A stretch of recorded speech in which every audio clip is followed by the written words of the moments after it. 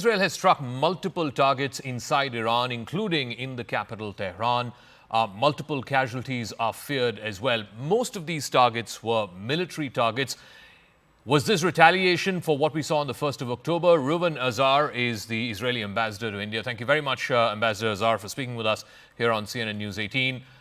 Can you sort of confirm for us that the objective of these airstrikes, over 100 aircraft used, over 20 different places identified and hit, the objective has been met?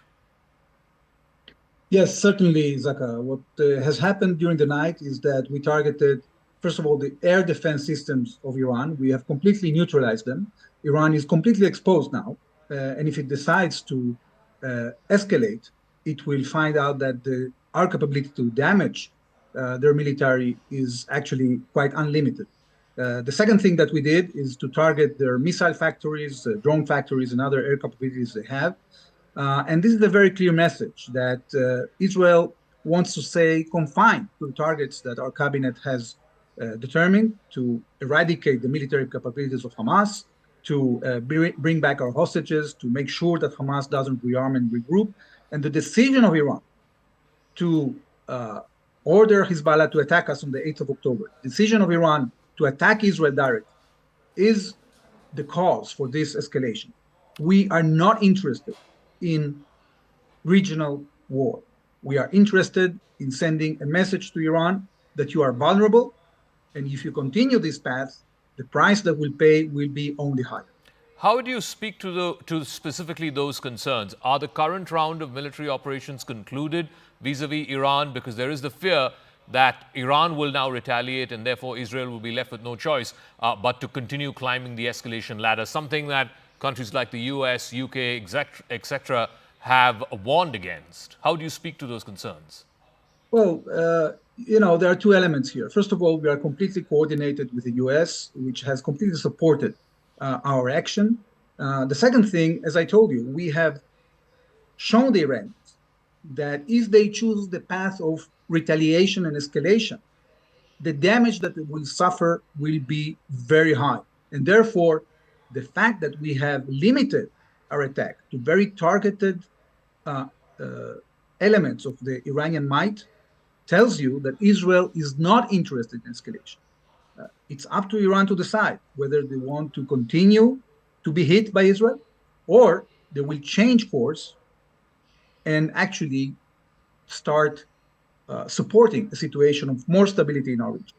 Initially, the reaction from Iran was that much of these attacks were foiled, their air defenses foiled these strikes and so on, that there's been minimal damage. There's been some criticism, I believe, from opposition leaders in Israel as well, saying that they should have targeted something that would be more pricey on Iran and not just these installations. How would you address that criticism? Well, first of all, it's natural that we already seen this in the past. The Iranians used to lie about how much they are exposed, but to those who are expecting more from Israel, you have to actually focus on what the cabinet of Israel has decided at the outset. We have said that the target that we have in this war is to defend ourselves from the Gaza threat. We want to be confined to solving the military threat in Gaza and bring our hostages home. And the rest of the military escalation that has been happening outside the Gaza Strip was only the result of the Iranian aggression, the Hezbollah aggression, proxies of Iran aggression. So we have to reverse that. We did that by showing Hezbollah how much we are capable of causing damage to their terrorist organization. And now we are showing it to Iran as well. If they continue the path of escalation, then they will suffer the consequences. But Israel is very resolute to neutralize the immediate threat that we have. Our spokesman of the IDF has declared that our military action is over. But if Iran decides to escalate, then of course we will have the capability to continue operating against it. But Ambassador, what about those two theaters that you referred to in Gaza? When you were here a few weeks ago, you said the military operation there has got to a point where you can conclude that Hamas is not in a position to attack Israel again. And yet we are seeing pounding of places like hospitals, quarters where humanitarian workers have lived, etc. Even in Lebanon, we're continuing to see escalatory nature of the strikes. Those two theaters, it doesn't seem like this war is moving in a direction of conclusion. Well, as I said a few weeks back, the fact that at this point Hamas is not capable to fire missiles against Israel and we have destroyed their factories doesn't mean that they have agreed to release the hostages.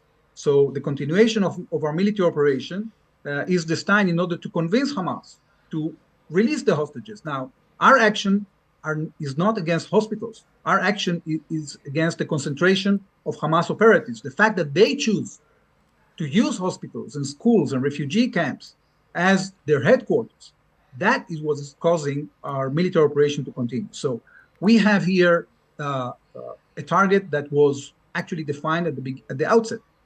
Beyond destroying the military capabilities of Hamas, we have to bring back the hostages and we have to make sure that Hamas doesn't rearm and regroup. And that's the reason the military operation is continuing. The same goes, the entire leadership. The same goes to the north. Okay. The same goes to the north. We have said that we want to verifiably implement UN Security Council Resolution 1701. And that's the only reason why the military operation is continuing. The entire leadership of Hamas, Sinwar is dead, Hania is dead, Mohammed Deif is dead. The leadership of Hezbollah, Nasrallah is dead, Shafiddin is dead. Again, I come back to that question of when will this stop? I mean, you've achieved what you've set out to achieve in terms of neutralizing the capability, eliminating the leadership. Yes, the hostages have to come back, but how are you ensuring the hostages would come back by continuing the military escalation? Well, only, we have shown in the past, only through military pressure, Hamas has agreed to release hostages. So if we do not continue the military pressure, the hostages will stay there and Hamas will use the opportunity to rearm and regroup. So we have to continue the pressure until Hamas agrees to the offers that are being offered to them by the mediators. As you probably seen, the head of, it was published that the head of Mossad is going to meet in Doha with the head of the CIA, and they are going to put an offer on the table for the release of the hostages and for the end of the conflict. And that's up to Hamas to decide whether they want to do that. And if they don't, this military operation will continue.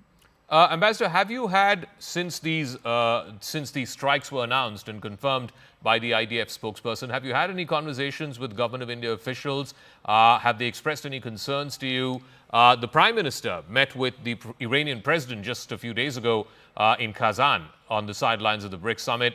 India is equally concerned about whether or not this retaliatory action will continue to escalate between both Tehran and Tel Aviv. Well, we are in constant contact on diplomatic channels, and we agree with India, basically, and with the United States that this we have to work together to de-escalate this conflict. And you can see in the nature of Israel's retaliation that this is clearly what Israel wants to achieve. The fact that we have actually removed only some of the capabilities of Iran, and we haven't attacked many targets that we could have attacked, like, for example, other military targets, like the energy capabilities of Iran, like the nuclear sites of Iran. We haven't done that. We can't do that. And that's what Iran has to understand. Israel is patient. Israel is acting to de-escalate. In this matter, we not only agree with India, but India has been also helpful in sending those messages to the Iranian side. So, Ambassador, just to clarify on that point, you're saying that Israel, if it so chose, could have attacked a lot more targets, perhaps energy installations, nuclear installations, etc. The reason why Israel has not done that is to send a signal to Iran that, look, we don't want to escalate this further, and here's an off-ramp. Now, A, is that a correct assessment? And two, what if Iran does not take that off-ramp? What if Iran decides to go up the ramp further? Well, first of all, yes, you're right. And if Iran decides to continue to escalate, they will suffer the consequences. Because remember, Zaka, they don't have air defenses. We have neutralized them. So they have to actually reason and get to the right conclusion. Attacking Israel is not a good idea for them. What is your assessment of what the damage has been? Because the Iranian side is continuing to downplay it. Well, that's a good thing. They should continue downplaying it if they don't want to retaliate. We are satisfied with that. We know exactly what we hit. There's, of course, BDA results that our military will have to receive, but we're pretty sure that we have capabilities. Don't forget, Zaka, that we have the best pilots and the best airplanes in the world. The Iranian, regime doesn't have a real air force, and their missile defense has been completely neutralized. So there's no reason why we couldn't hit whatever we want to hit in Iran.